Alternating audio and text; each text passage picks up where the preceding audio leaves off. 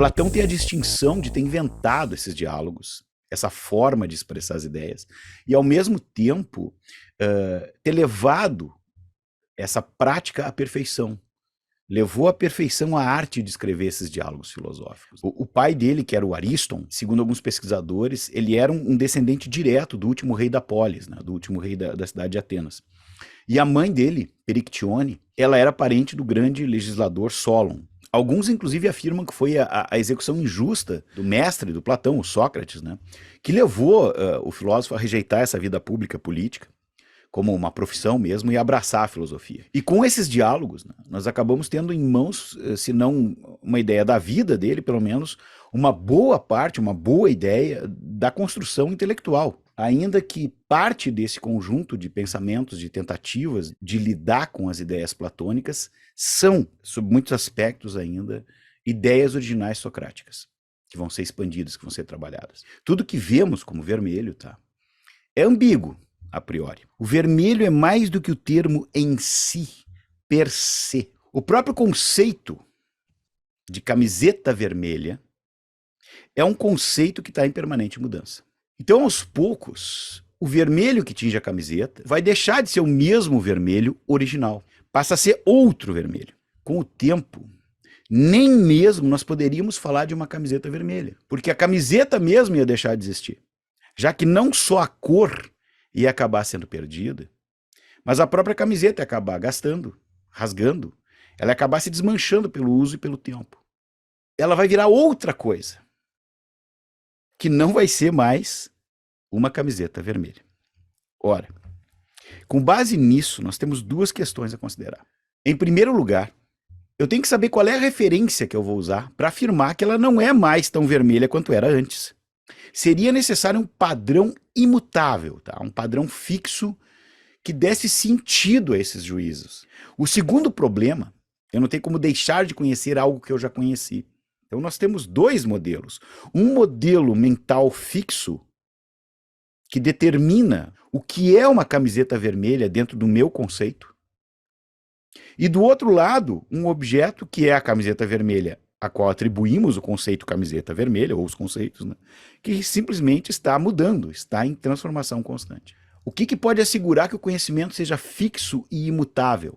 O Platão ele vai afirmar que existem entidades reais, independentes da mente, os padrões vão sustentar os juízos, porque tu vai ter referências para isso. E tudo isso porque existem coisas que são atemporais, que são imutáveis, que são estáveis, que são perfeitas, que são inteligíveis. A gente pode afirmar que a realidade, então, existe em dois níveis, né, específicos e diferentes, mas complementares. O Platão considerava que conceitos como beleza, como coragem, como bondade, como temperança, como justiça, eles existiam em um mundo das formas, fora do tempo, fora do espaço, e que não era afetado pelo mundo visível. E a educação, ela era essencial justamente para formar essa sociedade justa e ciente desses problemas. A educação, ela ficaria então ao encargo do Estado. E as famílias entregariam as crianças, elas não teriam participação na criação. E é nesse momento, inclusive, nos textos do Platão, que ele faz uma crítica gigantesca à educação. Ele vai propor que todos os indivíduos recebam uma educação geral. E essa educação, então, moldaria o caráter de cada um desses alunos. A ideia é o modo como era compreendida essa educação como um todo na Grécia. Tu estudava ginástica, gramática, retórica, música, poética, matemática, geografia, história natural, filosofia, tá? Justamente porque tu precisava de uma formação completa, tu precisava conhecer o mundo de forma plena para te tornar um cidadão perfeito. Então, na obra dele, A República, ele reflete sobre a construção do bem para todos os cidadãos, a função social que cada cidadão tem e quais são as atividades básicas que uma polis precisa para funcionar e que levavam em consideração as aptidões que eu falei de cada um. Ao fundarmos a cidade, não tínhamos em vista tornar uma única classe eminentemente feliz, mas, tanto quanto possível, toda a cidade. De fato, pensávamos que só numa cidade assim encontraríamos a justiça e, na cidade pior constituída, a injustiça. Agora, julgamos modelar a cidade feliz, não pondo à parte um pequeno número dos seus habitantes para torná-los felizes, mas considerando como um todo. A proposta do filósofo é que essa Calípolis, ela possua como critério de governo, como critério de existência, o conhecimento.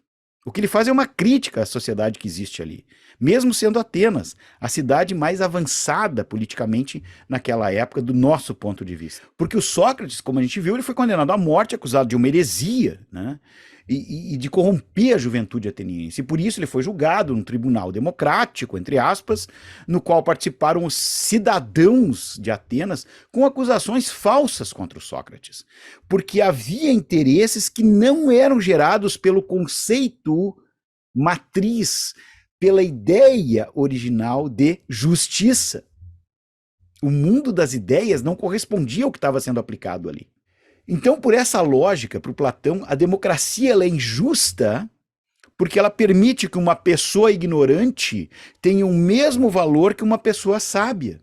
Daí deriva o fato de que é na República que o Platão vai apresentar uma ideia crucial para a construção ideológica, moderna inclusive, que é o mito da caverna. É possível observar, então, que existe uma resistência por parte da humanidade, por parte da sociedade, de forma geral, em buscar a verdade. Uma das maiores preocupações atuais é que cada vez mais cientistas, né, filósofos e pessoas que detêm o conhecimento mais aprofundado, né, elas vêm perdendo relevância. E elas vêm perdendo relevância para indivíduos sem embasamento científico ou filosófico.